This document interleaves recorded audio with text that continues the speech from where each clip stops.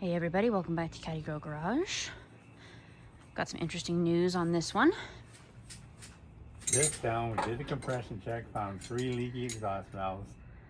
You want to take your flashlight out of your mouth so I can hear you talk? No. Okay. This is typical.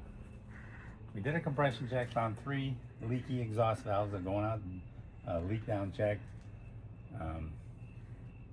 5 and 7 and 6 leaking through the exhaust valve, so they're probably seated or carboned up or something. So we're going to pull the valve heads and do a valve job.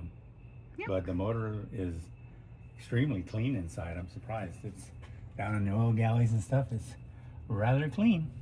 Good. That's what we like to hear. And while we have it undone, I have a brand new water pump for it that we're going to throw on it and all that kind of stuff. We're going to check the timing chain and things like that. Just kind of check everything over and make everything the way it should be. Just make it run good. Yep. We just noticed that after we did the carb that we were still kind of having a few issues, and we were thinking, oh, it might be spark plugs, might be running rough. Then we did the compression check and kind of didn't really get the news back that we wanted to get. So now we are doing this. So anyway, short video for tonight, but thank you for watching.